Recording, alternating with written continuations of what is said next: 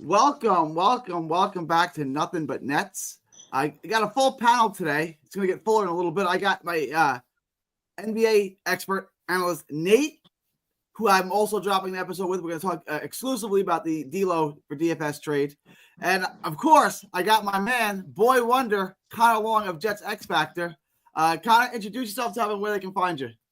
Gary, thanks so much for having me again. I'm Connor. You guys can find me on Twitter at Connor_Long15. Subscribe to my YouTube channel at NYFlightJets. Talk Connor Long. Both come up. Gary, appreciate you having me, and I'm looking forward to talking some Brooklyn Nets basketball here. Coming off a big trade, obviously, D'Lo back in Brooklyn. What does this mean for the team moving forward? Let's do it.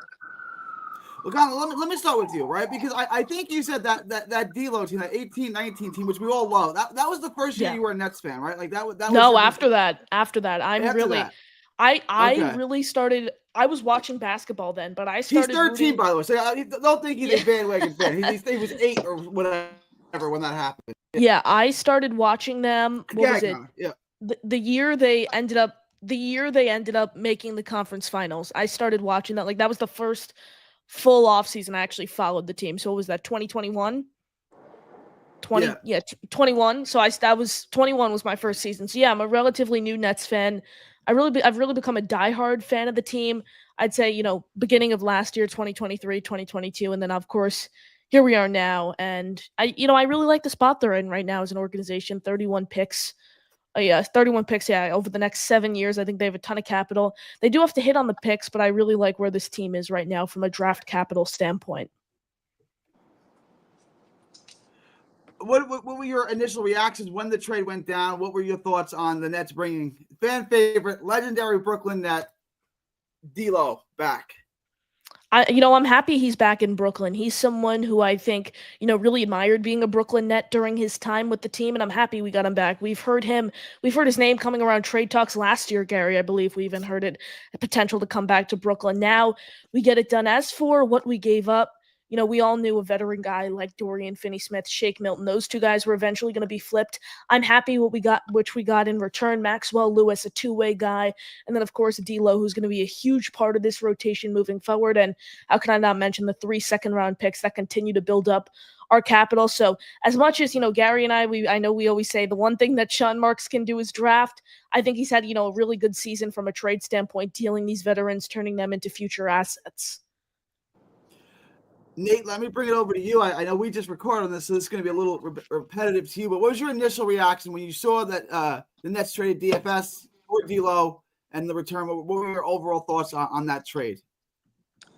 I mean, the Nets didn't get Ace Bailey or Dylan Harper, but they got their man, so to speak. Like this is who the Connors of the world. Even though Connor came like a year or two after. Like I grew up with Nets fans that are very young and in college now that are telling me like they want to go to Nets games again. Like because when they were in high school and when they were in middle school, they were rocking D'Lo jerseys. Like that was jerseys I saw at basketball camps.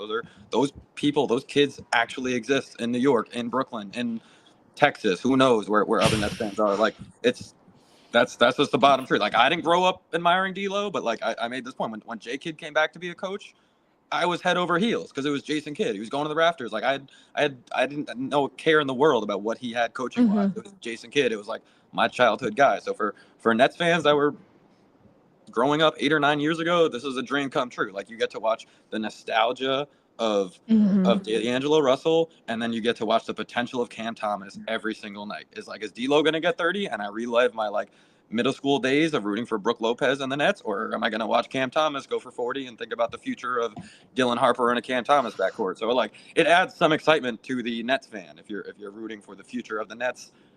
It doesn't change a lot, but it adds excitement to the current team. And Gary's going to the game January 6th, and he's very excited to go to the game because of D'Angelo Russell, and it's not going to be a Shake Milton backcourt. God forbid we see Shake Milton pull up for a jumper again. And my fucking eyes would start bleeding. I wanted to ask you about that, right? D'Angelo Russell can create his own shot. He can distribute the ball a little bit. Does this open things up for Cam? And can we actually expect Cam Thomas's numbers to jump up a little bit? Now he's not going to have all eyes on him like we saw the other day with Orlando, when it's basically just attack Cam Thomas at all times. It's over you, Nate. Yeah. I mean, it's going to be. I said this that two people it would excite the most, the two parties it would excite the most to have D'Lo and Cam Thomas be the backcourt would be Nets fans and the opposing team's backcourt you're playing that night. Yep. Because you're feasting. Like to have two guys that you could switch onto in the NBA, which is just a pick and roll, pick your poison, call whoever the weakest defender is, and then get the mismatch and go 1-on-1 with two Europeans shooting 60% on the corner. Like it's tough to have two of those guys on the court because then they're just gonna get attacked. And like God forbid you end up with one of those guys in the post. You have to send a double team, and then you're chasing the ball, and someone's going to get an open three because they're NBA players passing the ball on the perimeter. So it sucks in that manner, but you're also trying to lose games. So if you get the nostalgia and the potential, and you're watching the young guys, and you're losing, it's like a win-win-win for Nets fans across the board. Like, talk to a Giants fan today and see how pissed they are about Exactly. what a certain win can do to you. Yeah, so I think that's a blessing in disguise. Wait, one second. I think for Giant fans, I think that's a blessing in disguise. Absolutely. You don't watch Shakur Sanders. He's so mid. Absolutely. Like, you're gonna get him, and you'd be like, I got the 21st quarterback in football. Absolutely. Yeah, no, absolutely. Yeah, so Nate, where I stand, ahead. you mentioned trying to lose games. I thought where we were in the start of the season, obviously, the first 10, the first 15 games of the season, really overall, where we were, pushing the Boston Celtics to the final buzzer, pushing the Cleveland Cavaliers, pushing the Knicks to the final buzzer, and then losing those games. Because I thought, okay, you're looking at a young guy like Cam Thomas at the time when Dorian Finney-Smith, Shake Milton, Cam Johnson's obviously still with the team, but not for long. Dennis Schroeder, those guys, the veterans are playing well, so you'll eventually flip those guys. While, Cam Thomas is still playing great basketball. You're pushing teams to the buzzer, but still improving your draft position. Now, where I think they are, Gary, we spoke right after the Schroeder trade. What I'm hoping for is I really want, watch good games out of Cam Thomas. I want to watch good games out of D'Lo. I don't root for my teams to tank. What I want to happen is I ultimately want this team, get the 10, 9, 8 seed and, try to get into the play-in tournament. And no matter how far you go, you can just, have so much draft capital these next few years. You could trade up into the top 5 and try to get a VJ, Ace, Dylan, Cooper. You could trade up. So where I am, I want this team to try to squeak out a play-in spot. Well, I want to address a couple things they say because Nate, you got Nate's attention. I'm not a tanking guy either. I don't necessarily like the tank. Like I said off air, there's not always a good move on the chessboard, but there's always a best move. Like, what's the best move here? And maybe it's tanking. I hate tanking. I don't think it works. I think it very rarely works. But I don't see a way out of this for the Nets without tanking. If you can give me one, I will take it. Now, when they got KD and Kyrie, they had an overperforming team that people said, hey, there's some upside there. Let me sign there. I'm going to bring it to Nate. We have Connor, who's against the tank. And I love Net fans who are against the tank. I want to be one of them, right? What were your thoughts on what he just said about trying to make the play and trying to win as much as you can this year? No, I mean, you can say that, but it's like, I also know Connor wants the Jets to win to upset Miami. Yeah. So it's like I know he wants winning. Like, and that's all. I want the Jets to win too. I'm with you on that. He hasn't seen a lot of it in his young life, but this is in this situation. I don't know. It's like, bro, this team is not good. You need a massive impact. Really player. bad. Really bad. This isn't the NFL where like you need to hit 50 times basically to like make a good roster. You can hit once and then be the Cleveland Cavaliers. Granted, like that was crazy, but like, or you can be in a draft with a Victor Wembanyama and all of a sudden your whole franchise has altered. Your playing team, yeah. I was gonna say, I separate VJ Edgecombe along from those other guys. I might be the leader of the VJ. I mean, Gary knows this, of like the VJ Edgecombe hater bandwagon. Okay. He's way too highly touted of a prospect, in my opinion. He's incredibly athletic.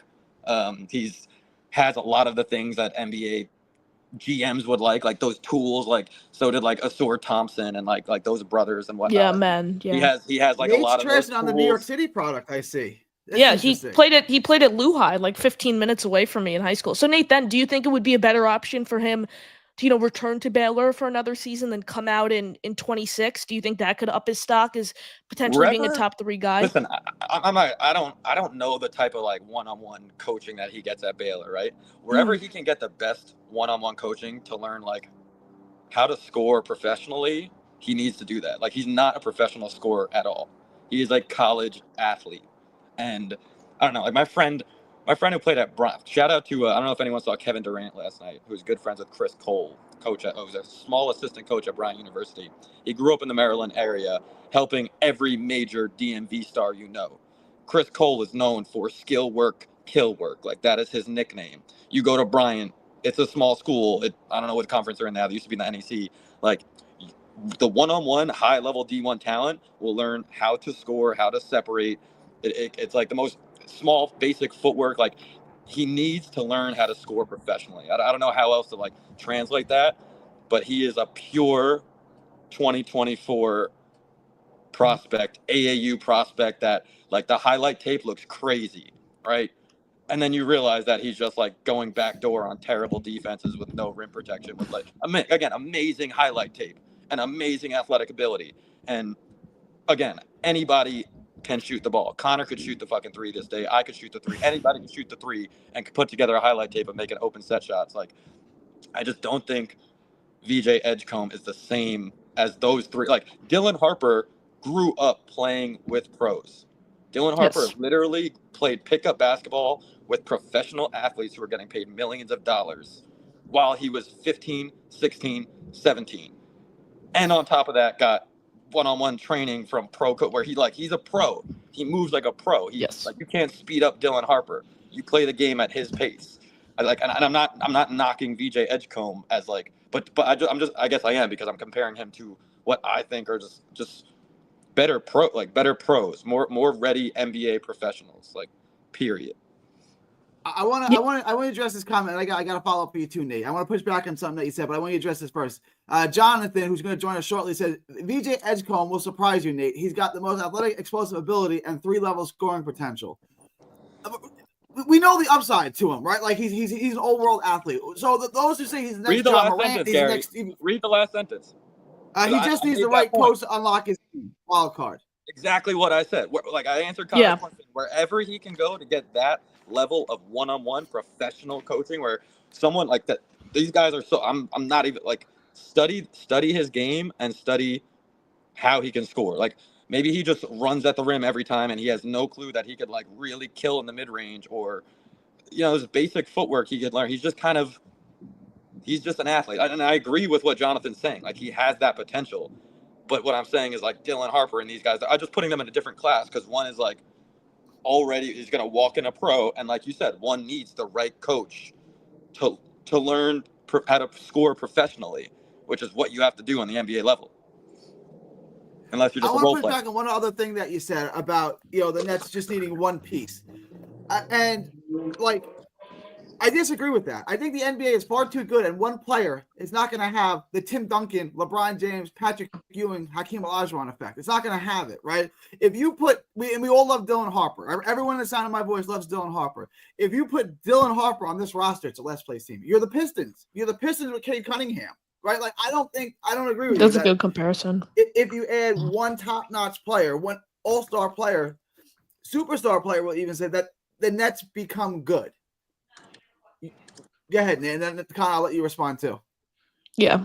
I half missed that because I was responding to Alan in the chat, who said Bryant was still in the NEC, which they are no longer in the NEC. My friend Peter Kiss won the NEC, and they moved up to whatever conference Vermont plays in with the Catamounts. I forget what, like, the American East Conference, something like that, or whatever.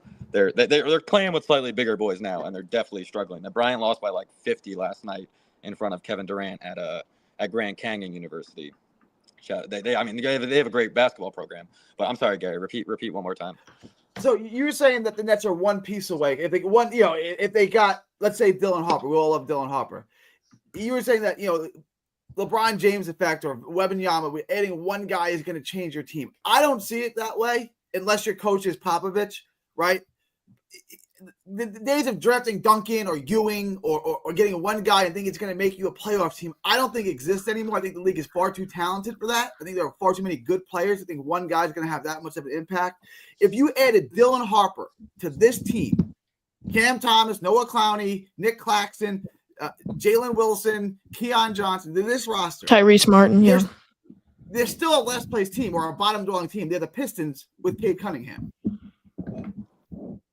Right, which is why they're what are not your thoughts just, on that? But they're not just drafting a first-round pick. They're going to make other moves this year. Like they're going to put more scoring around him to make his life easier. Like you don't sign Juan Soto to put a shitty Jose Iglesias behind him. You make that move so that you can help him out by giving him additional NBA scoring around him. So if they do get a Dylan Harper and Ace Bailey, like whoever it's going to be, they're not rolling out the season, rolling out the tank again with like, here, good luck with Keon Johnson as your wing. Like that's not happening. That would be Rutgers all over again. So that would obviously not be part of the plan if they got a Dylan Harper. You then have to help a guy like Dylan Harper. But I agree, he's not. I'm not saying he's the Victor Wembanyama, LeBron James effect, but you take swings, especially when it's a lead ball handler. Like that's just like whether it's again, these guys aren't winning championships, but De'Aaron Fox changed Sacramento. Tyrese Halliburton changed Indiana. Jalen Brunson changed what the Knicks franchise is. So it's like, again, Jalen Brunson wasn't drafted by those guys. Tyrese wasn't drafted by those guys. But you get those swings on those primary ball handlers that can impact games, especially in the winning, like in the regular season. You just changed the next decade of your franchise. Like Tyrese Halliburton, I don't know if he's going to win a championship, but he's a damn good player, Gary. Like he's going to win games in Indiana. You put a Pascal around him, like you can build a team now, rather than having Nembhard and Siakam or TJ McConnell and Siakam, and then you're a 30-win team every year trying to sell Siakam jerseys. Like you've got a primary ball handler. You've got a guy that's what you need in the NBA. That's what today's NBA is. So the question to Connor, yeah. So you basically think this is kind of a one-year rebuild? You think you really just need to hit on this one main pick in whatever it is, the top 3, top 5 this season. You add a couple free agents over the summer, and boom, this team's contenders. You think that's what it is? No.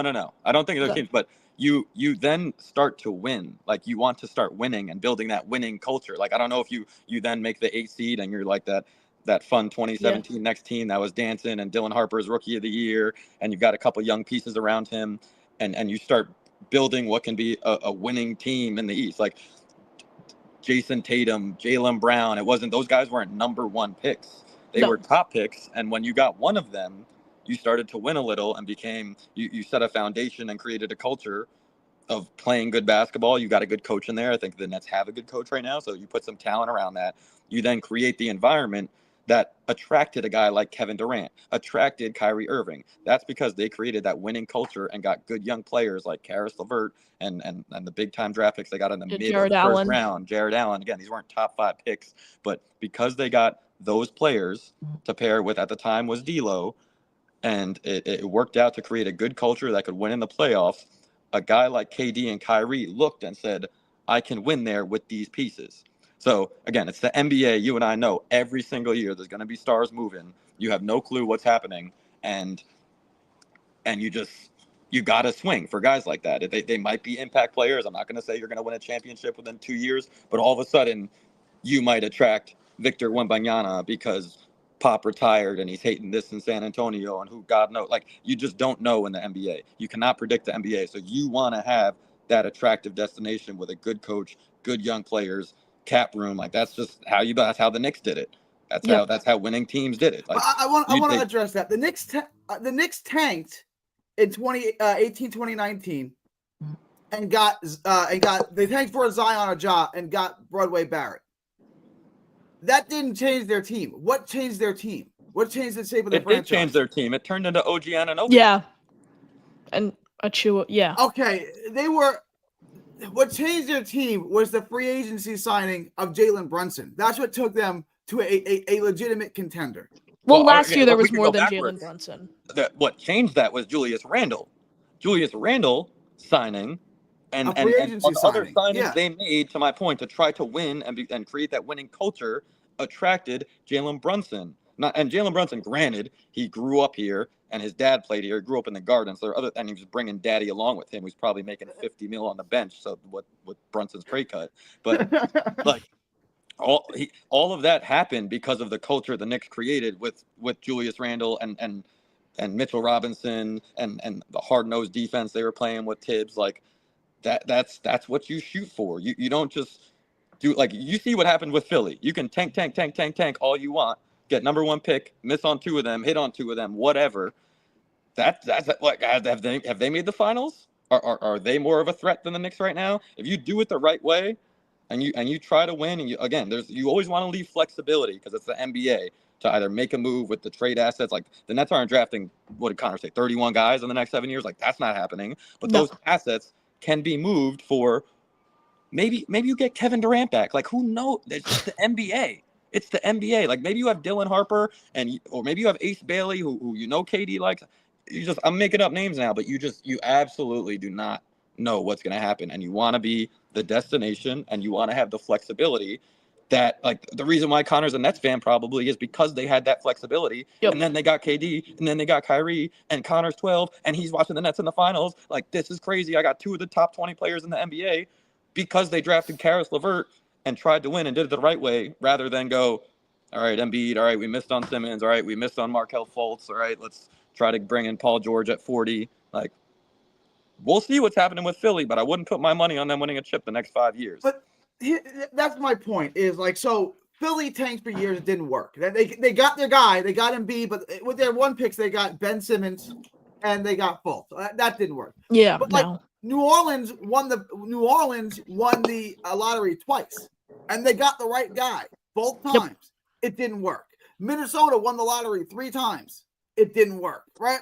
You can argue, but what are the odds that you're going to win the lottery 3 times in 10 years like Minnesota did? Like that's almost 0% chance. Yeah, exactly. What I'm saying is, yes, it's probably the best option for the Nets, but the likelihood that it's going to work is still small. But it's better than not tanking, I guess, right? So I'm going to have another my main man, Jonathan, who's a big tanking guy, join Nate, and me and Connor are going to take down the tank guys in Nate. And I'm not what up, Jonathan? really on Connor's side, but I'm more on Connor's side than anyone else because I don't think tanking works. I just don't like I think if you're OKC or you're Utah, your only option is to tank because your only option is to get guys via the draft.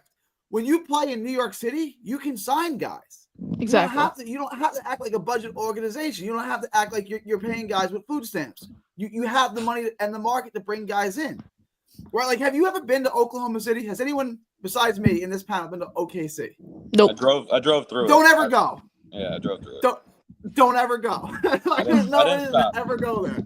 If you ever get the chance to go to OKC, don't. Right?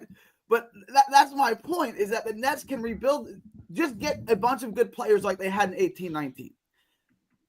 And you can get that drafting 8, 10, 12, whatever. There's good players to be had if you hit right, if you know what you're doing. And you can package picks together, and then that's my whole thing. Doing via free agency. Kind of, you want to double down on that, or? My whole thing is, I think I pretty much made it clear earlier when Nate and I were talking, is I can't root for my team to lose. It's that simple. I can't go out rooting for my team to lose a game, whether it's baseball, basketball, hockey, anything, any sport. A team that I can't go out rooting for them to lose. So now you look, I've referenced it several different times. The 31 picks over the next 7 years. Could this team potentially make a late run at the play-in? Never say never. There's a chance. No one expected the Nets to get off, that hot start of a season 10, 15 games into the year. Like, you can never say never. I want this team to be competitive, go out, push teams to the final buzzer like they did towards the beginning of the year, keep playing hard every night, try to sneak out a play-in spot, and you see what happens and go from there. You have so many picks over the next few years. You can always trade up in the draft order. That's what I'm saying. You could package some of these picks together over the next several years to get into the top 3, go after a Cooper Flagg and Ace Bailey, a Dylan Harper, while still potentially, trying to win games and make a push at the play-in tournament. I would push back, like, if let's say you get the 8th pick and you want to move back into the top 3, the price to do that is going to be unrealistic, right? Like, you're going to have to give them like 6 picks, and maybe they still may not even do it, right? Like, the price to do that would be so high. I don't know if that's realistic. Like, you'll do it for Zachary Rasak here. Like, everyone wanted. Well, I'm talking about this draft. I'm talking about in this draft. It depends. Like, you're not like the Spurs could have been offered all 31 picks. They weren't trading for Victor Wembanyama's pick. So it's just like they won the lottery. They won the future of the NBA. I see more Victor Wembanyama jerseys than I do Brunson in New York City. He's like little kids love it. He's the guy. So it's like you wouldn't move him for literally all 31 picks. You just changed your franchise forever. So it depends on the draft, absolutely. But in a draft that has guys that people think are highly like big impact guys, it's definitely going to be hard to get into the top 3. It's not easy to do. And I guess that's go ahead. fair. Let me bring John in. John, I know you got some comments too on this tank. I'm kind of the middleman here. I'm trying to kind of sitting on both sides of the fence. I don't really love either option. Tell everyone how much you love tanking and how much you want Dylan Harper too. Gary, if you want to be part of the tank squad, just don't say it, man, because now you go back and forth again. I can't handle this. Right before the new year, I'm going to tell Matt and Dylan about this. I'm kidding, man. I'm kidding. Listen. I go back and forth. No, listen, I understand, man. Listen, the Nets can go in a multitude of directions. We have set ourselves up pretty well with our assets. I mean, to go from the big 3 debacle into 31 picks in less than 2 years, mind you, is nothing short of a special feat. Not many teams can recover like that. I mean, we could be the Chicago Bulls right now, winning meaningless games and screwing the only 1 pick we have in one of the most historic drafts. But we're not. We're actually trying to right the ship by getting rid of some of these vets. And Cam Johnson, hopefully, is that next little domino to fall, which would set us up pretty well. But looking at the outlook for next summer, getting a top pick really is essential for this team. I mean, if we don't get a top pick, you have the most cap space in the league. You have a whole bunch of draft capital. I mean, does Sean Marks want to do something crazy if he fails this draft? Maybe. But if we could get into the bottom with all these middle-tier market teams, we're the richest market going into the lottery next year. Like, to have that potentiality to maybe get a Dylan Harper, Ace Bailey, it definitely changed your trajectory. I think I agree with you too, Gary, that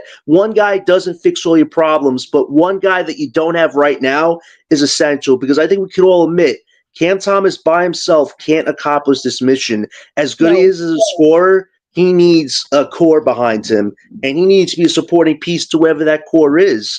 So an Ace or Harper is a best-case scenario. And if we miss out on both those guys and get Yegor Demon, I'm still excited about that. Get a 6'8" point guard that's kind of like a European-style Luka-type-esque player. That's still great for a rebuild. So getting that top 4 even is essential for us, because if we're in that top 4, we're getting a franchise-type prospect that can be a huge part of your future, and it sets us up for 2026 as well. Now, you talk about free agent stuff, Gary. Looking at the market next year, I don't really like it much. We've had multiple discussions about this. Jimmy Butler, hate his attitude. Julius Randle, Brooklyn wants nothing to do with him. Ingram, he might get traded at the deadline. Whoever gets him might re-sign him. So you look at your options. If a Giannis isn't available, there's no reason for us to do something crazy next summer. But if he is, who knows? Let me another thing I go back and forth on, another thing I sit the fence on, is Zion Williamson. There was reported today that an unnamed Eastern Conference GM said he'd probably do something stupid and go all in on Zion. I go back and forth on this. I wanted to record an episode with Nate, because I don't really know how I stand on this. But like, why are we acting like a budget organization? Like, why are we acting like OKC or Utah when we have the resources and we have the market to bring in free agents? Like, I'm not saying Zion's the right guy, and he's probably the wrong guy, and it'll probably blow up in my face, right? And he'll probably play 30 games every 2 years. But why is that? And I'll start with you, Nick, because I see you shaking your head. Why is tanking a better option than getting your guy through via free agency?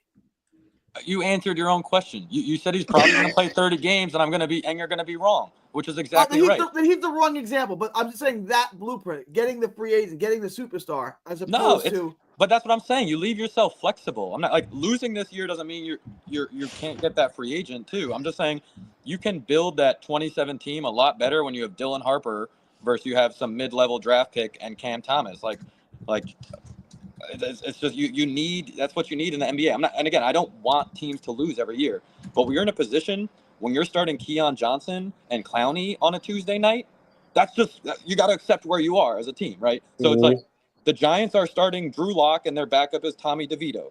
Their fans, like, you can root for a win while rooting also for the best player for your team next year. Like, you can want the Nets to win on Tuesday and also want Dylan Harper at the same time, and just realizing that playing Keon Johnson a lot and a backcourt of D'Lo and Cam would be a nightmare defensively, and you'll probably lose a lot of games even if you score a lot. That it's still feasible to like root for your team and again have the nostalgia with D'Angelo and just realize like that losing these regular season games might be it. Like if the Jets were a pick away from Joe Burrow in the draft, and God forbid we, say we missed a field goal at the last second, no one would remember that game. We would remember that I'm wearing a Joe Burrow jersey on the Jets for the next 15 years. So it's like you can actively root for your team while realizing, oh, you just start Keon Johnson and a bunch of G League guys that probably can't win most nights and play hard, which is Jordy's absolutely got them doing that. But I think these guys are just going to fall back to the back of their baseball card, so to speak. Like the Nets are going to fall back to what their roster says they are, and it's like early in the season, stuff is happening. But like Philly's going to bounce back. Philly will end up closer to 500 than 10 games under, and the Nets will end up closer to the top 5 pick than they will a playoff team. It just that's what the roster says it are. I don't know about that. I want to get back to it, but I want to bring it to Connor first. Connor, we got D'Lo. We got Cam Thomas back, who looked good in his return game. Mhm. And the Nets are overachieving. I know you got to wrap it up. I want to let you do a little commercial for your channel. But real quick before you go, give me your thoughts on this. The Nets have a couple of pieces. If they're healthy, do you think they can make a playoff push? Is that wise? And then tell them where they can find you and about your channel, what you got going on. Well, is it wise? I think, like I said, I've said it several times. I think the best option, no matter where I hate tanking. I think you have to go out and try to win every night. Nate mentioned Jordy as the team playing hard. That's what they've done all season long. No matter who they're playing, whether it's the Cavs, the Celtics or the Pistons, they're playing to the final buzzer very hard every single night, which I think is a good thing. I mean, never say never. I don't think, Gary, the Nets were expected to get off to this hot of a start. Well, they're 12-20 right now, but I'm talking about the first 5 or 10 games of the season when they beating Boston, pushing Cleveland into overtime, pushing these elite teams to the final buzzer, pushing the Knicks. So right now, if I had to make a prediction, I say they finish with the 12th or 13th seed in the East, but I do think there is a path for them to squeak into, potentially a 9 or 10 seed for the play-in tournament. But Gary, appreciate you having me, guys. You could find me on Twitter at Connor_long15. Make sure to smash the like button for Gary. Follow Nate, follow John, and keep up the great work, guys. Have a good one, Connor. Appreciate you, Connor. Thank you. Of course, have a good rest man. of your day. Boy wonder. Happy New Year's Eve. Thanks for jumping on. Thank you, same to you guys. Peace. Now I got to defend not tanking, which I'm not even all in on not tanking. Now I got to do what I got to do. Down 1. Connor. Yeah. Down 1. All right. So here, Nate, I wanted to push back a little bit. I don't necessarily disagree with you, but I think it's an interesting thing to discuss. Right now, if you look at the Eastern Conference standings, the Nets are 12. They are 7 games better than Washington, who is the 15 seed. And they're only 6 games behind Atlanta, who's the 5 seed. So they're closer to the 5 seed than they are the 15th seed. If I were to say to you, one of 2 things are going to happen. They're going to get into the play-in, or they're going to finish with a bottom 3 record in the East. Which one do you think is more likely? Bottom 3 record in the East. I disagree. The way it's going, like Washington's the worst thing I'd ever seen. They're horrible. Toronto is tanking the way you want the Nets to tank. Toronto is trying to lose every single game, it seems. So that means, like, after that, Charlotte, you got to be worse than Charlotte. It's possible. Gary, if you're going to make the play-in, right? I'm not saying that they should. I'm just saying it's more likely. No, I know what you're saying. And granted, we can all agree the Nets have outplayed their roster right now with the amount of wins they have, correct? Yeah. So if you're going to make the play-in, you're at 12-20 right now. You need to climb a bit in the standings. You need to have a month or maybe 2 months where you go, 16-8. You're winning 2 out of every 3 games, right? No, I'm being straight up. I'm being straight up, right? If you're going to that bottom 3 pick, you'll probably at some point need to lose 7 of 9. Maybe twice you do that. Maybe, you know what I'm saying? So what's more likely? You're going to have to lose 14 in a row to catch up with those teams. Like, to catch up, I mean, you're already 5 games ahead of a team that's I said 7 of 9 twice. Same thing. But so if you end up as just a bad team with a bad 2 months where they go 4-15, which we all know that's feasible. I don't even got to ask. So what do you think is more likely? The Nets go on a run where they go 4-15 over a 20-game stretch, or they go 16-8 and win 2 out of every 3 games and climb into the playoff race? I think you're overshooting. Like, to get to the 10 seed, the play-in, I don't think they're going to have to get that hot. I think, like, that's where are we right now? To answer your question, it's more likely you go 4-15. To give you a straight answer to that question, to catch Detroit, right? You're 2.5 games behind Detroit. Detroit's not good, right? If you play 12-10 basketball, you might catch them. You go 12-10. But here's Detroit, one, they've got a couple really good professional basketball players on their team. They are 100 times better than the Brooklyn Nets. Agreed. Two, they are young and trying to rebuild, and that's why they sign guys like Tobias Harris, and that's why they're playing duds like Isaiah Stewart to grab rebounds every night, even though he has no potential. They're trying to actively win games to get into that play-in seed or play. They when they signed Tobias and the free agents they did this year, they told everyone we are gunning for the playoffs. Our goal is to make the playoffs and end their drought. And again, that kind of the whole Nets experience of 2017. Show to some free agent we have Cade. Jaden Ivey is going to be a piece. We have Tobias, who could be our sixth man. He's not a superstar, but we have an NBA pro. So the Pistons are going for it. You're hoping Keon Johnson keeps playing who's another Johnson? Eddie Johnson. I don't know. But these guys are playing over their cards and their stat. They're if I keep seeing this from Cam every night, Nets fans should want to keep Cam. It's not happening though. We know that. I just think they're gonna fall back to the means. They got a good coach, but once they lose 5 in a row, those practices are gonna be tough. Making the extra pass. I've been waiting for this thing. Making that closeout, that hard sprinting closeout is gonna be tough. All that comes with a 6-game losing streak. I've been waiting for this ship to start sinking and for the wheels to really, really come off the bus. And it really hasn't happened yet, and we're 30 games in. John, the question basically comes down to, do you think that it's more realistic that Charlotte catches them or they catch Detroit? Which one's more likely to happen? Go ahead, John. As long as we're out of the play, and I'm fine and dandy with where we're going to potentially be, because that's where you have to be right now. You have to be around 12 or 13, have a good shot at top 3 or at less top 4. And look at what's going right now. Listen, once Cam Johnson gets traded, he's probably going to get traded sooner rather than later. And if it's a first and a prospect, at the very least, that's a deal that you got to take. Having him on the team is what goes against you losing more. He has been so great this season with his field goals, with his 3-point shot. I don't know why he's still on this team, but the time to trade him is now or never, and hopefully they're going to get that done soon. With D'Lo, flip him to the Bulls for Lonzo Ball right now. That's literally a trade I did yesterday that works. Just do a D'Lo for Lonzo switch. I know if Lonzo's on this team, we're not winning. We're not winning 8 or 10 games. We're probably going to win maybe 2 out of every 20 games. Make that deal. Get D'Lo off the team. You know what D'Lo's doing right now? He's making jersey demands. What warped time machine have we gone back into? Is Jared Dudley going to be an assistant coach next week? And here's another thing. Let's get Jared Dudley back. Can we trade for Brook Lopez too? Nate mentioned this. Can we trade Nick Claxton for Brook Lopez?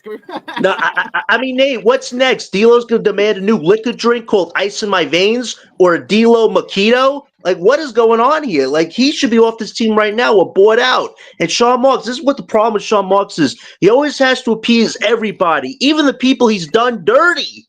Why would D'Lo want to play for you? If anything, D'Lo could potentially be an anchor to us losing games. If other teams sit their best players down, you don't think a D'Lo and Thomas could give you an easy 50? They could, and that could be better than the supporting cast's 50 or whatever they give you. So there is potential for more danger with D'Lo on this team.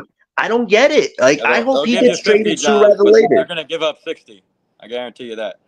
Oh, I know that. The backcourt's not going to give you anything on defense, but still, there's a worry there. You know what the problem is, Gary? Coach Jordy has been phenomenal this season. I mean, he should get Coach of the Year votes because at the end of the day, the ship is not going off the rails because this guy's still captaining it. No matter who's on this team, he expects excellence. He expects a standard, and these guys are giving everything they can, even when some of them are not going to be here. So Coach Jordy, man, props to him. When we have real, legit talent on this team, we're going to soar, Gary. That's why you got to get a top pick because imagine a Coach Jordy get his hands on one of those top picks, man. He can take their game to the next level. He's shown you that, what he could do with spare parts.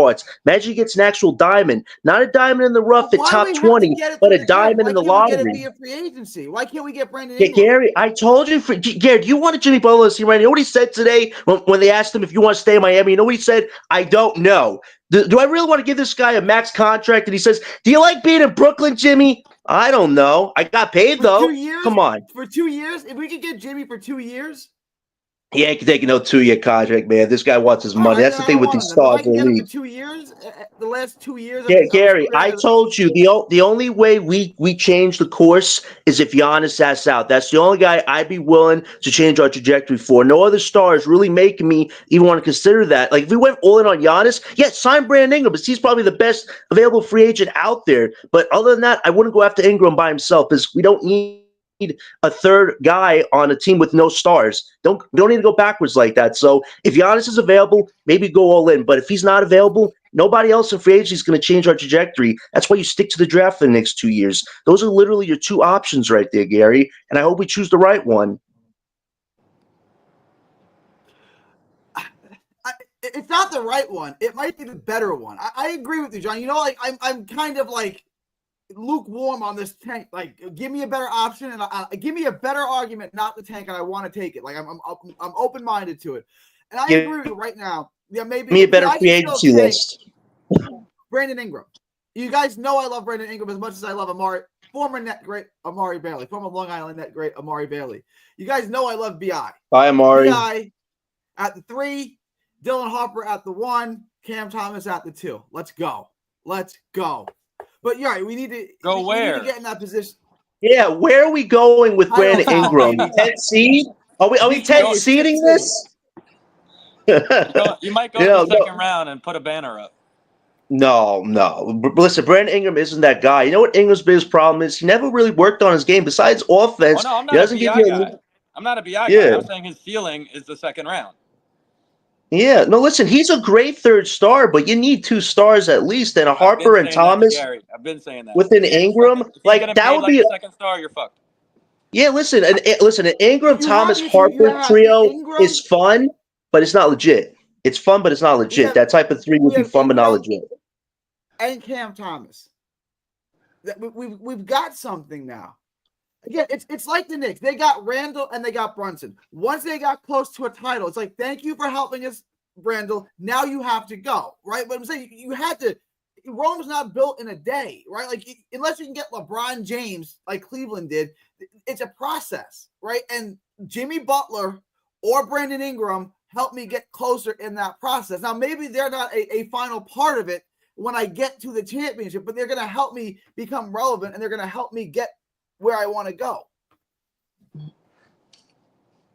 disagree. Nate?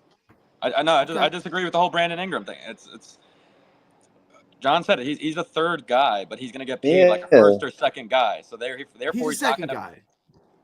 He's the second guy to win a championship. He can be the second guy on a championship team. I 100% think so. If you put him with Luka, yeah, hell yeah. If you put him with put BI. Jalen Brunson, you got a real good team. Replace BI with Jaylen Brown. Are the Celtics as good? Wow. As good? No, Brown's better than Ingram. Brown's better than Ingram, but that doesn't mean that you can't win. But Luka has Kyrie next to him. Is he Kyrie? He's better. I would take him over Kyrie. No, that's why you're wrong. What are you talking about? Why am I wrong?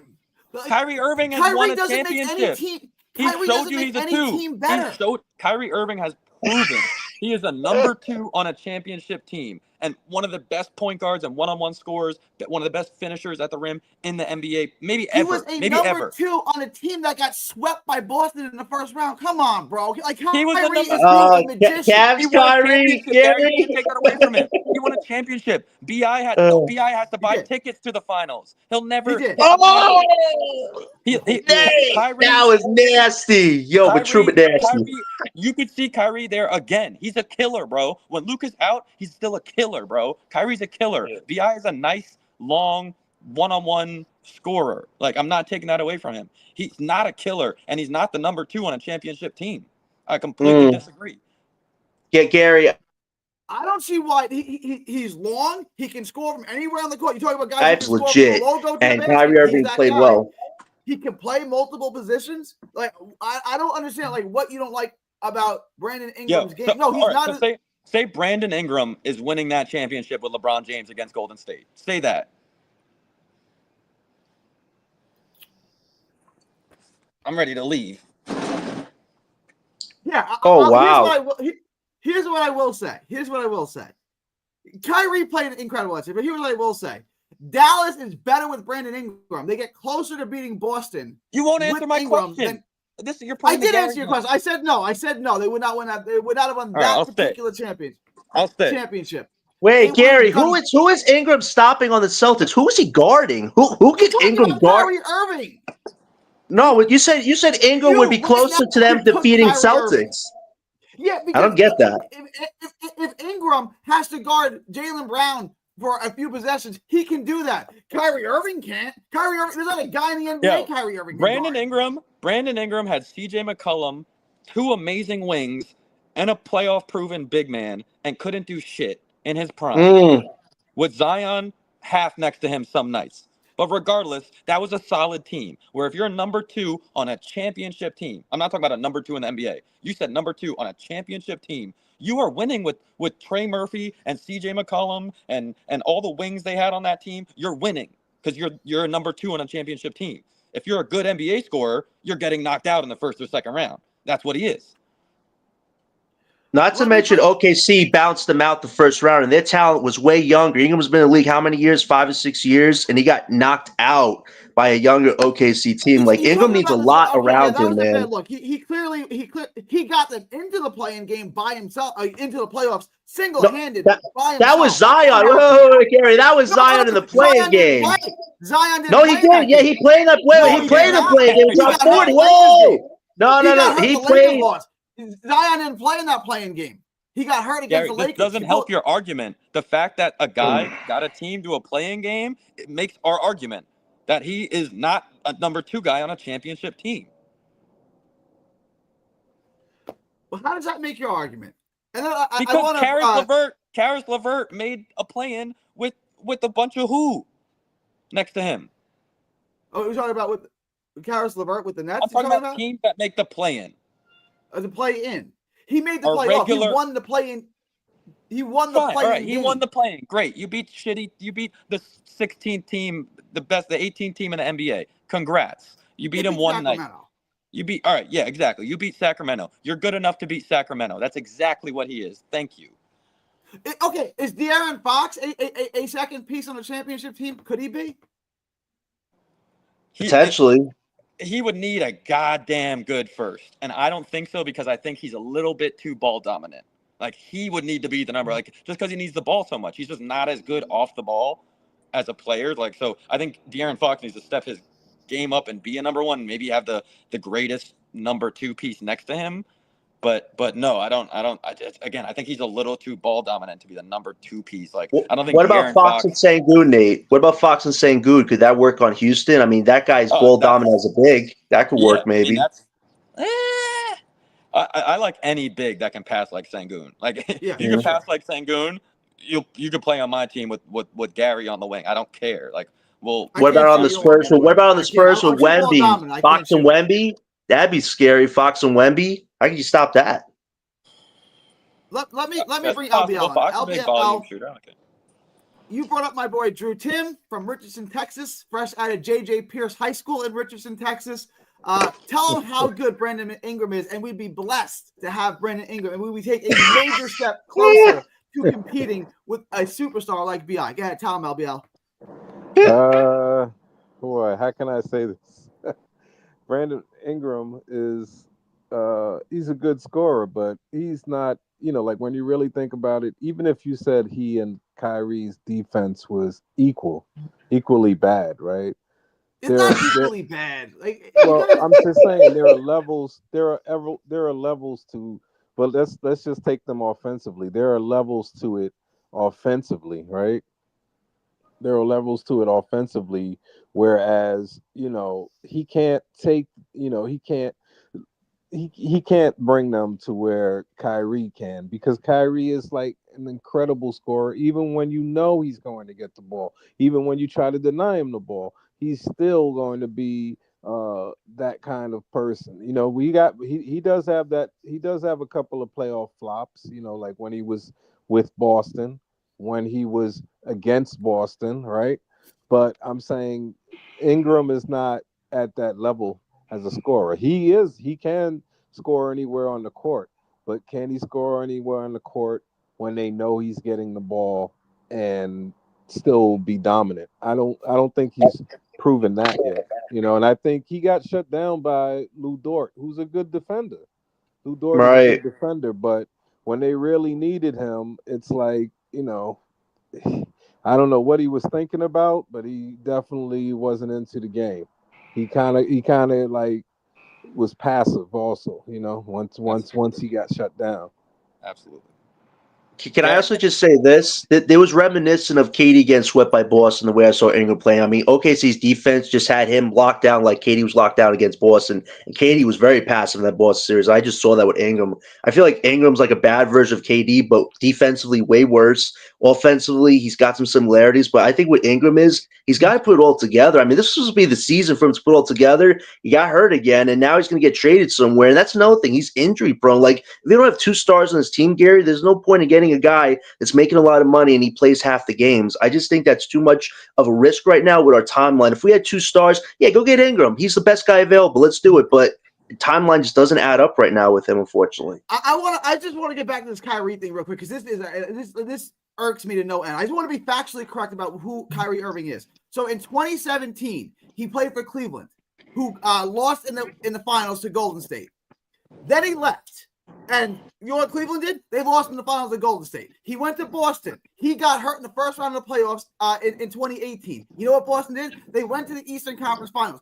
Then in the next year, in 2019, he came back. You know what happened? They got bounced out in the second round with him. They took a step backwards when Kyrie played. Then he went to the Nets in 2020, and they got bounced in the first round of the playoffs. You know what they did before he got there? They got bounced in the first round of the playoffs. Then he went to Dallas, and he took Dallas from the 6th seed to missing the play-in. Like, he's not what you guys think he is. You know what the he's issue is with that argument, he's a wonderful talent. He's not what he... You know what the issue is with that argument? None of the points you made were basketball points. You told me records and eliminations, and none of it had to do with basketball. I told you earlier about my stupid drafting philosophy, about how I just want to get in the ear. And LBL, nice to meet you. Those I agree with you completely about Brandon Ingram. But I made those points earlier about, I would just get in the ear of the peers of pro guys that played against Dylan Harper. And if every pro who's might be in the NBA by now or overseas or big time in college is telling me I can't guard that guy. Like I told you, I wasn't sold on Anthony Edwards. Then I heard everyone in his class being like, that is the only guy in the draft class that I don't ever want to be in front of defensively. And I was like, oh shit, okay. Like nobody can guard him. And there's peers are saying it's impossible. 3-level score. He's impossible to guard. When you talk to NBA players, and you know this about Kyrie Irving, he is one of those guys mentioned that I absolutely cannot guard. Like, I do not want to guard that guy. Same thing with Jalen Brunson. I had this because this is more crazy than your Brunson Halliburton comparison, where it's the same thing. Guys turn a Brunson post game and goes, like, they need an ice bath. Like, yo, that was different. How shifty. Like, he's got so many moves. There's so much to go to. Like, it's impossible to guard. It's impossible to stay in front of. It's impossible not to foul. It's impossible to stop him at the rim. So when I hear NBA players say, this guy is unbelievable, and when it comes to playoff basketball, which I make all of my points are, it comes to really tough one-on-one baskets. Really tough one-on-one baskets. And that's part of the reason Kyrie Irving is an NBA champion, because he made really tough one-on-one baskets throughout the finals and beat Golden State. So I understand you can use arguments and say, oh, this team won and then they lost Kyrie and then they lost. Yeah, one team got Jason Tatum, Jaylen Brown, and hit on every pick and built a 6'8" super team that just turned into a championship team. Totally get that. That doesn't take away from the player that Kyrie Irving is. One-on-one, and just one of the best one-on-one scorers in today's game. He's 6'3" Kobe with Allen Iverson handles. Nobody's ever seen anything like this, period. Brandon Ingram, you'll never hear a guy go, yo, I had to guard BI tonight. God damn, let me go get my ice. He gave me 60. I don't ever want to see BI again. Fuck that. Give me BI in the first round. I'll roll through his team. That's what the NBA mentality is. You see Kyrie on that going against, like, that's a problem. Luka Doncic wants to play with Kyrie. Luka Doncic said it's the greatest player he's ever seen. He's like a magician. I understand that. I understand the skill set of Kyrie Irving. When Kevin Durant got hurt and Kyrie was supposed to carry, they were awful. They were horrible. Like, Kyrie is not what you guys. Yes, he's a magician. Yes, he's got the best mixtape ever. I understand that. I'm not saying he doesn't. What I'm saying is he's not a winning piece. I understand he won a championship. Yes, they had LeBron James, who was playing the greatest basketball in the history of the NBA at that particular time. Yes, he played great in the series. You said he's not. It never happened again. Gary. I've had problems with Kyrie in the past, and I do blame him for why the big three kind of fell. But at the end of the day, you got to acknowledge No, this I blame too. Harden for He that. wanted championship with Braun. He wanted championship with Braun. He got to the Western Conference Finals in one of the toughest, one of the toughest Western Conference playoff seasons in history. I mean, Gary, you got to acknowledge this too. Kyrie helps get you results at the end of the day. Brandon Ingram has never gone to a finals. He's never gone to a Western Conference finals. He played with Kevin Durant here. How'd he do? He played with one of the greatest scorers to ever live. What's the furthest Luka's ever got? What's the furthest Luka's ever got? To the finals. With who? With Kyrie. Okay. So I can make the same semantic arguments about, oh, he's not winning. Oh, yeah, well, it turns out he is a winning player. He's been to the finals multiple times. Where's B.I.? Where's B.I.? Every year the finals are on, he's in the same spot you and I are. So you can't say this guy's better in impact winning when one has been to the finals multiple times. And then you bring up the one season where he didn't take the Nets to the finals by himself. It's not one season. Sorry about it. It was 2 seasons with Boston. It was 3 seasons with the Nets. It's not one season. Yes. Okay, so he's not the best basketball player in the NBA, but he's an impactful, winning basketball player that at nights is unguardable and will literally win you playoff games and playoff series. Period. And he literally lost to a series because there's not a guy on Boston he could even slow down. Right. Yes. Kyrie was on the Nets this year. They would lose a playoff game. Agreed. Kyrie not on the Nets. They're gonna be terrible and have 30 wins. So Kyrie impacts winning. I don't care if you don't think he's not LeBron James. He's not. I'll give you that. But he's a great secondary piece on a championship team. He lost in the finals last year. He won the finals against one of the greatest teams ever, and he hit the shot to win the finals. Let me ask you this question. Who would you rather have, both in their prime, Tony Parker or Kyrie Irving? Answer the question honestly. What year? What? I don't think it matters. Pick an era, either in Parker's era and this era. I'm still picking the answer is Tony Parker, and you know. For me, it would be Kyrie. Oh, yep. It would, Gary. It would. Put Kyrie with Tim Duncan and Manu Ginobili. How many rings does he have? Touch the ball. Right, and Kyrie's off in a dribble package for 30 seconds, and Pop is yelling, "Get off of it!" Get off of it. What era? That's why I asked you what era. I don't even era. Tony Parker ain't doing shit. What's he turning the Hornets into? Tony Parker on the Hornets. How many wins do they have? Tony Parker was 35 years old when he was playing with the Hornets. No. Prime Tony Parker on the Hornets. What would he do with nobody around him? As a secondary player, he's making them a hell of a lot better. He's doing to them what Chris Paul did to the Oklahoma City Thunder. Which is what Kyrie did to every franchise he's on. Hey, you might not like which one are you talking about? Which team? Was he winning with Cleveland before he got there? Did he win in Brooklyn before Kevin Durant got healthy? No, he didn't. Gary, is Tony Parker really better than Kemba Walker? They're basically the same guy. On. I mean, look, if you say who's a better one-on-one scorer, Kemba Walker. Who's a better basketball player? Tony Parker. I'm saying Kemba never had any help his whole career. And I guess that's Boston, what Nate is trying to say. I guess that's what Nate is trying to say is you put him on a team without those guys, without those Hall of Famers, he might be Kemba Walker. That's what I'm saying. He's a great point guard, but he has those rings because of the team he was on, not because he is the great Tony Parker. No, he's replaceable. You could have won with another guy on that as point guard. Period. I'm not saying he's bad, but that team was amazing. One of the best starting lineups we've ever seen. One of the best. Don't forget. You won 4 of them. Are you not hearing the words coming out of my mouth? One of the best lineups and dynasties we've ever seen. And they also won with Tony Parker. They also won. He was a major part of it. They also won with Avery Johnson. One of the best ever lineups ever. Didn't they win a chip with Avery Johnson? Yeah, but David Robinson was a secondary player on that team. You're making our points, bro. You're making our points. Tony Parker won the NBA Finals MVP. Tony Parker wasn't the second best player on that championship team. He was the best player on that championship team. The last no one is better than Duncan on any of those. But Duncan was I agree with you. Duncan has one of the best careers of any player ever. I watched the 03 Finals. Every night was 30 points, 20 rebounds, and like 10 blocks. I understand that Tim Duncan is one of the greatest players to ever live. I understand. I'm not arguing that I agree with you. Chauncey Billups is great too because he won a ring on the greatest lineup ever, bro. Like it's a wild comparison. You got to look at it in context. You have to look at it in context. There's no circumstance ever. I don't care what my roster is. what else I okay. have? Now, Yo, I'm taking Chauncey Kyrie Billups. Irving over Tony Parker. Chauncey Billups left to go play with Melo, right? Not with a stacked Yeah. all-star lineup with 5 guys. How did they do? How did Chauncey look? He looked like a solid point guard. How do you think Tony Parker would have done with Melo? It would have been the same shit. It would have been the same shit. Yeah, they probably wouldn't have got past Kobe. I agree with that, but that was My Kobe. point.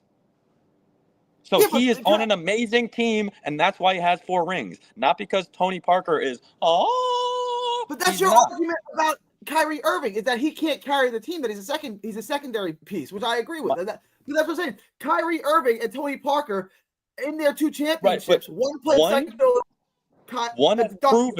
One has proven he can be the second best player on a championship team. One has proven he can win on the most stacked roster in the league. It became a dynasty with the best coach possibly in NBA history. We don't know if Tony Parker could have won as a secondary piece on the Nuggets. We'll never know. My guess is it wouldn't have happened based on watching Tony Parker his whole career. Just like watching Chauncey Billups. Chauncey Billups was great on the Pistons. Not so much when he was by himself with Melo as his wingman. He looked more like a regular point guard. That's my point with Tony Parker. I've seen Kyrie on bad teams. I've seen Kyrie with one guy next to him. I've seen Kyrie now with Luka, LeBron. He's in the finals. Like Tony Parker doesn't have that resume where it's like, yeah, give me one guy and I'll get you to the finals. That's not Tony Parker. Tony Parker says, give me 4 guys around me that are all good and a great bench, and I'll facilitate and I'll be a great point guard. That's what Tony Parker. I'm not knocking the guy, but don't compare him to like these.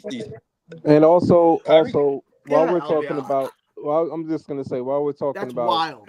while we're gonna talk about Kyrie's failings, like along with Durant on the Nets, the one thing that we have to say is, look who their coach was. Oh, Steve Nash. I got to push back one bit. If you put Kyrie Irving on those Spurs teams, do they win championships? Yeah.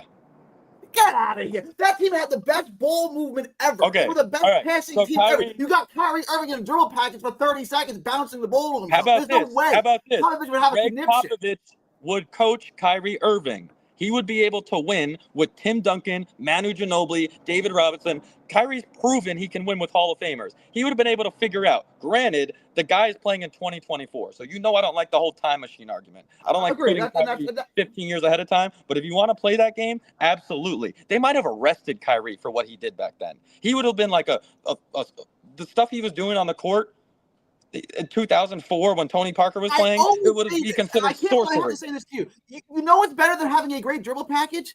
Passing the ball is better than having a great dribble package. And he would have passed. He's coached by Greg Popovich. He gets the worst case of tunnel vision when he's in his dribble package. Like, what are we talking about? Kyrie's I agree. You're not listening, though. He would have been coached by Greg Popovich in that system. But didn't he prove that he toned down his game when they actually beat Golden State?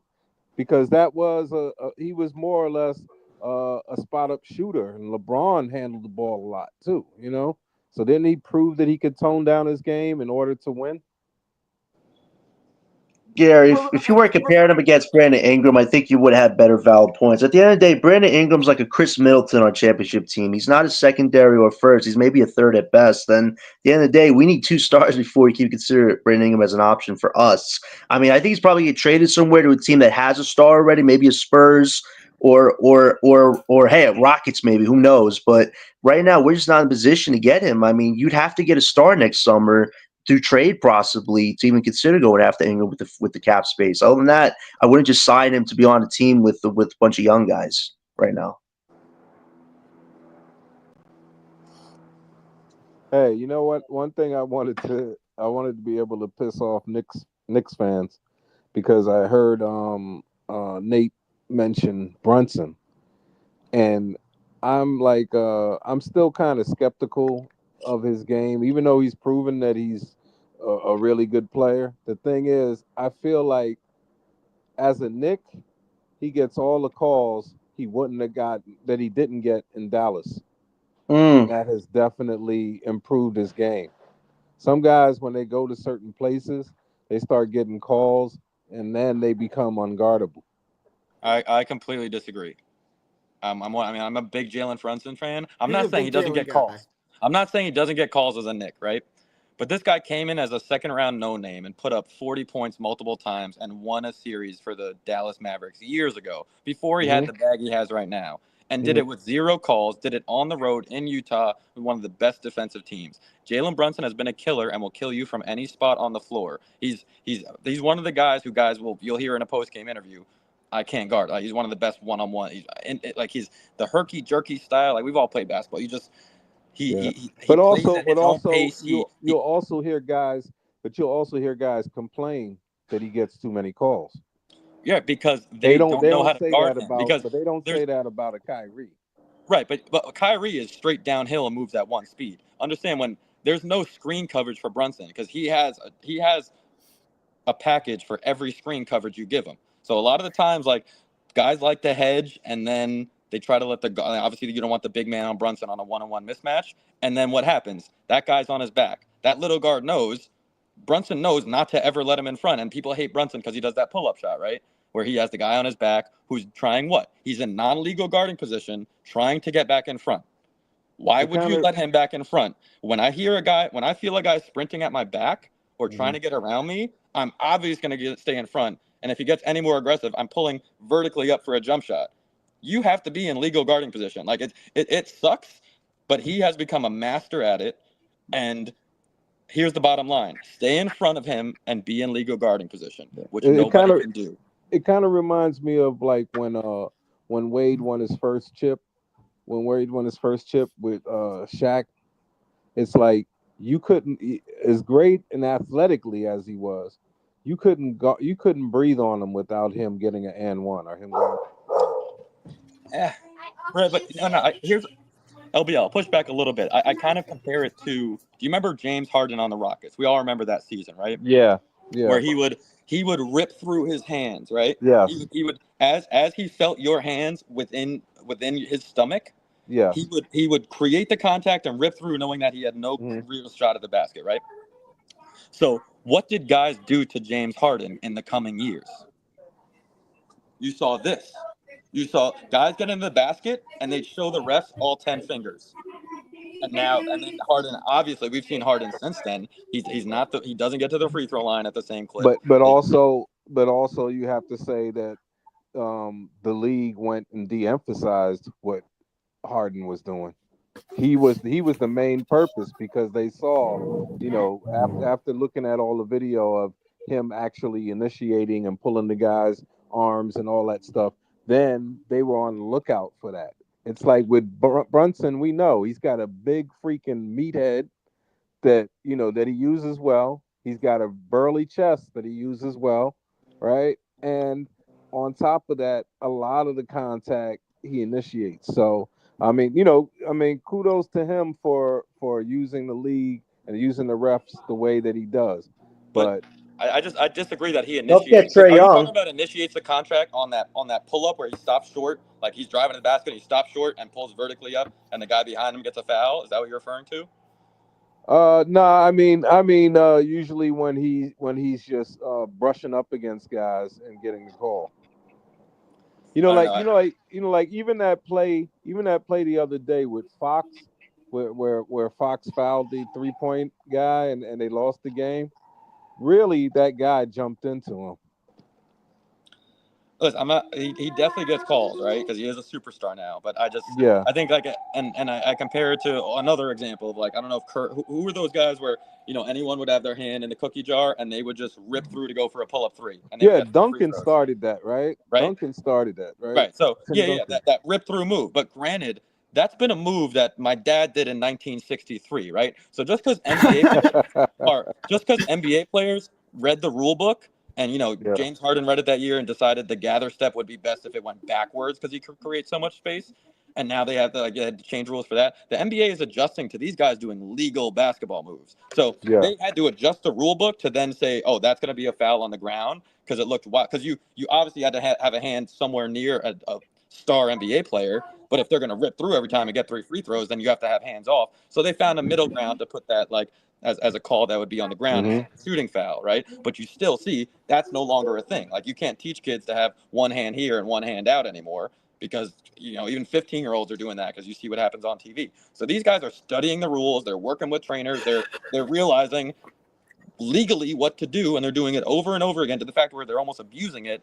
But the NBA has to react to what they're doing legally. Like, Brunson is not running over dudes who are in legal guarding position. He's getting them on his hip because he's better, quicker. He's got the moves where you can't stay in front of him. And then all of us know when you're on my hip, you're my baby. I'm going to do what I want with you. You're no longer in legal guarding position. It's probably going to be an AM1. I'm probably going to end up at the free throw line. You can't get back in front of me. Yeah. So I just want to go around. Who's a better winning piece? Tony Parker or Kyrie Irving? Nate, you're going to say Kyrie? A better winning piece. I mean, are you talking about resume, or are you talking about building a team from scratch? Building a team. Who's a it's better winning piece? Who's easier to build a championship team with? Tony Parker or Kyrie Irving?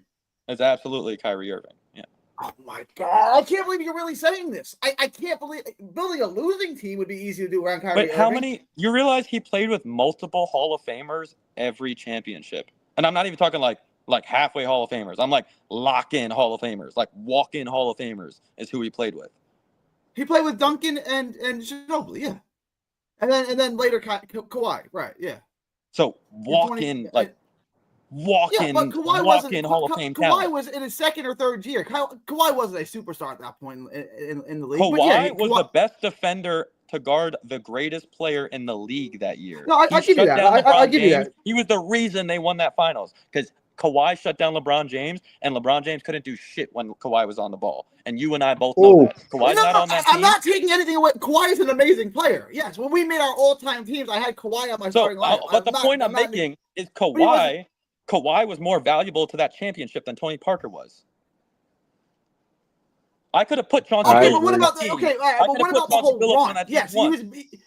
Look, and what? Okay, look up LeBron's stats in that series. He averaged like 28% on 55% shooting. It's not like he shut him down and he held him to nothing. Like, with the same Spurs roster, is Chauncey Billups winning multiple rings? That's a good move. Maybe. I mean, it's possible. I wouldn't say yes or no. Maybe he could. But so you want to pair Chauncey and Kawhi? So just realize that situation. Maybe. I mean Chauncey and Kyrie. Yeah, maybe. I think that's a fair debate. Nah, he's not. They're not. Kyrie is not what you think he is. Dude, bro, Gary, you're sounding like the old heads, that ones you make fun of. Oh, that would be me. I'm one of them. You are. No. You're cool. Hey, you know what? Since you mentioned those guys, I would say Tony Parker is way better than Derek Fisher. But if you look at Derek Fisher, he won a bunch of. He's a winning guy, right? Yeah, but never has the reason why I said Parker. The reason why I said Parker was because he was the second piece to an all-time great legend like Kyrie was, right? Like Duncan. To me, Duncan and LeBron James is kind of a wash. Who would you have? I wouldn't say. That's a wash to me. I wouldn't say that Parker was better than Ginobili. I think Ginobili was better than Parker.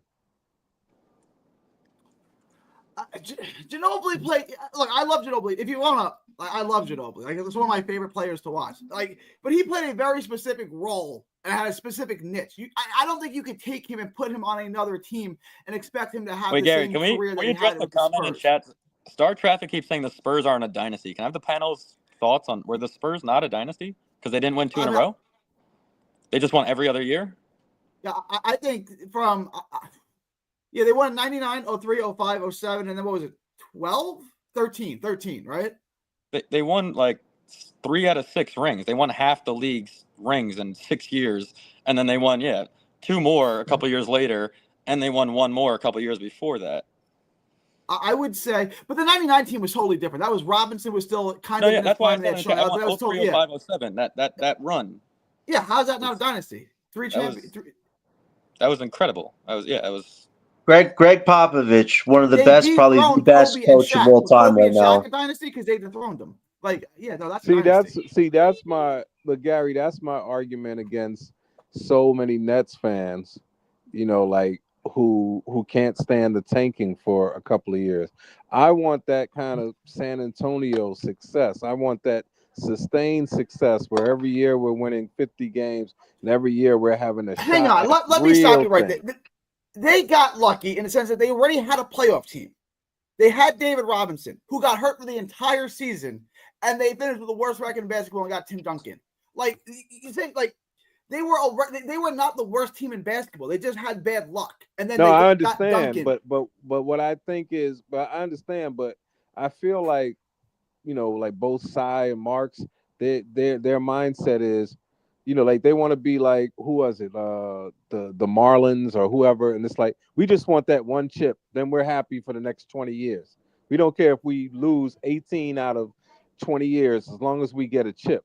And I'm saying I'd rather have sustained success and maybe 2 or 3 chips. That's what I'm saying. You know, because you want a team that you want a team that is good every year. You want a team that, you know, that you can hang your hat on. You don't want this stuff where it's like you go all in. That's why I was against the Harden thing, because it's like the same people who are saying, "Oh no, I definitely went with that team," and you know, you heard, I mean, John was saying the 3 greatest, one of the greatest threes ever, and I'm like, they played 16 games together. So how can you say that? I understand LBO, but on paper and the games that we saw, it was something that you will never ever probably see again in basketball, man. I mean, the way they gelled, man, like they knew how to find each other on the court, without even having to find each other on the court. Like it was a special thing, and I wish we could have gotten to see a longer experience of it. But it also goes to show you that if you go for a star, it better be one that fits on your team, because if you miss your shot,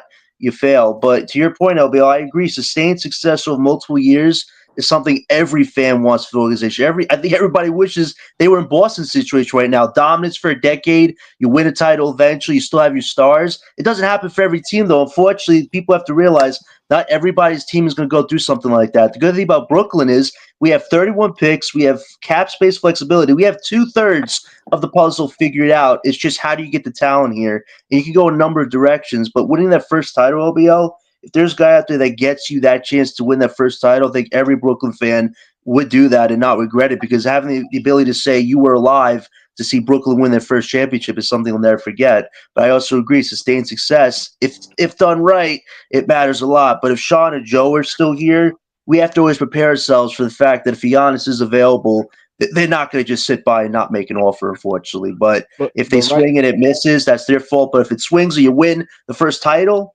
you're going to be happy with that, because you want this city to succeed. But I'm saying I've been consistent with right after the trade was made, the Scary Hours trade. I said, "Oh man, this is hurting us. This is hurting us." I was 100% against it, and it's not because of a love affair with Levert or Allen or anything. It's just that I could see. It's like, man, you're taking our best center, a guy who was only 23 at the time. And you know, like we may have not won that year. Okay, I think we would have, but we could have. No, I'm saying, but even if we didn't win that year, we were on our way, and that's what I'm saying. Remember, that was wasn't that the first year that Durant was even playing again? So I was against that trade when they made it. I said it makes them worse today, and it makes them worse down the road for sure. I did not like that trade at all. I hated the Harden trade. I said we got 2 of the most efficient scorers who've ever lived. Like, let's just get a bunch of pieces around them. And now you're gonna. I was so against that trade. As a basketball player, there just wasn't enough. Like, you can't gain enough momentum on the court with those 2 guys next to you, right? It's like, is it Kyrie's night? Is it Harden's night? Is it like they're too similar of one-on-one scores to just like even like, you know, Kyrie would think about shooting that 3 if Harden's open next to him and already made 2. And it's just it would have been a good trade if there were 2 basketballs on the court. Nate, you remember that Western Conference trip when it was just Kyrie and Harden, man? Like, Western Conference trips usually are deathbeds for so many teams. But Kyrie and Harden, man, that was some of the most dominant basketball I've ever seen. Those 2 had better chemistry. I'll give you this. I think those 2 had better chemistry than KD and Kyrie on most nights. Like, Harden and man, they had chemistry. It's just unfortunate they didn't like each other. And think about how washed up DeAndre Jordan was. And I know. And then what's his name had just came off a year where he averaged almost 10 rebounds, Allen. So even if we had Claxton backing him up, that would have been a better situation for Claxton as well. And it's like we would have grown into this team that would have been better, you know. So that's what I'm saying. And then Okay, we couldn't prevent the Karras thing, but still, we still had Karras, we still had Dinwiddie, we still had depth, So that was crazy. LBL, you know what the Nets should have done? They should have traded Claxton, Joe Harris for Miles Turner. They needed a center. When they still had Katie and Kyrie, I kept telling people they need to get a real center. Like, no offense to Claxton, but, when you remove Harden, his numbers started dipping after that because Harden was so easy to find him. But I was like, Claxton, man, I don't see this working out long term. Why not trade him and Harris for an actual center? Because if you have a Turner with a Kyrie and KD, that's a lot better than what you were getting with your supporting cast, which was just guys on minimum contracts. This is Sean Mark's problem. He knows how to draft right, but when it comes to trading right, constructing a championship roster on a consistent basis, he doesn't know what the hell he's doing. And that's when you why mention- you have to consider the options with maybe a new manager next year, because if he wants to swing big again, we're going to be probably right back in the same situation, trying to make it work with what you have instead of being strategic and making winning moves. Like, that's the worry with Sean Marks. Can he When you learn mention- from his mistakes? when you mention Harris, when you mention not pulling the trigger on Harris, that's the vibes I get. That's the vibes I get when I think of all of these Nets fans who are like, now I don't want to trade Cam Johnson. It's like I get those same things. Like, we should have got off of Joe Harris long before giving him that extension. But and then the same thing. Like, they think that these scrubby guys like Zaire Williams and Keon Johnson and Jalen Wilson, they think that these guys are like real rotation guys, and I'm like, Hey, And guys, that I have coming to from head Keon out. Johnson's I'll talk to biggest you fan later, right okay? there. LBL loves Keon Johnson. yeah, I love You do. Keon Johnson, but I'm saying, You like come Keon on, as he's much a as I love marginal. Amari Bailey. He's a marginal NBA guy though. Come on, please. Yeah. I totally lost my train of thought. Nate, did you have something you wanted to add? You're probably still thinking about Tony Parker and Kyrie, and you're upset. That's why you've lost. Yeah, you've lost your I track. was not expecting. Like, do you guys think that Darren Williams is a better point guard than Jason Kidd because he's a better one-on-one scorer? Like, No. Stop making that argument, bro. You did the same with Halliburton about guys who could pass and not pass. Like, the level he does it at, like, Jason Kidd is the greatest teammate possibly in the history of basketball. Let's be honest. Like, if you're a wing guy, if you're a big man, if you're anyone, if you're a no-name whoever, you want Jason Kidd as your point guard. He is the greatest guy to give you the easiest baskets in the world, compared to Darren Williams, who for a year or two was a top NBA point guard, was nowhere near the lethal threat Kyrie is that won multiple championships. So you can't just compare any one-on-one player to any pass-first point guard and be like, well, see, therefore my argument's right. Because, like, would you rather have fucking Mark Price or Kyrie Irving? Right? So it's Mark Price was the 1989 version of Kyrie Irving, right? Like, that's what it was a progression. Like, obviously Kyrie's better than Price, but would you rather have Chris Duhon? Would you rather have Chris Duhon, a pass first pick and roll point guard, or would you rather have Kyrie? I'd rather have Kyrie Irving in that. Right, so you can't just make these arguments about, see, therefore you guys are picking a one-on-one scorer versus an all-time Jason Kidd. Like, I can do the same thing with point guards who can score a lot and guys who are pass first point guards. Would you rather have Ricky Rubio or Kyrie? Like, I just can't believe how much we disagree on Tony Parker. I can't even believe how far off we are on this. Nate just reminded me of something that I'd like to put to bed, since he just mentioned Jason Kidd, and we all are in agreement with how great an impact he had as a basketball player, not even just as a point guard, but just as a basketball player. And this is always my argument with all of the Ben Simmons lovers, is that we remember when Jason Kidd was Ace and Kidd because he didn't have a J, right? But he still would have stepped up and took that shot. He still would have tried to take it to the basket and be aggressive. And that's the difference between him and Ben Simmons. And I'm talking about even a healthy Ben Simmons. It's like they're just worlds apart because Jason Kidd was a basketball player who was fearless. And that's what I'm saying. Even though he knew he couldn't shoot, he still was fearless. And that's the thing. When they keep talking about, well, the only thing with Ben is he doesn't take the shot or whatever. That's the only thing you could say about him. But I'm like, Jason Kidd is even a better rebounder than Simmons. Come on. He's a better defender. He's a better rebounder. Yeah, no, I knew we all agreed on Jason Kidd's greatness, but what he wasn't for sure wasn't a great one-on-one scorer. And like that, my point was like, look, Parker is not a great one-on-one scorer, although he's not, it's not a weakness. My ability to build a championship team around a guy like Tony Parker is far easier than Kyrie Irving, who is ball dominant and gets in tunnel vision and doesn't come off the ball and dribbles it for 20 seconds. Like my ability to build around Tony Parker is much easier. But aren't you forgetting the head? Gary, you're wild. Aren't you forgetting the headbutting that Popovich had with Parker in the beginning? Because Sure. Parker was a razzle dazzle guy too.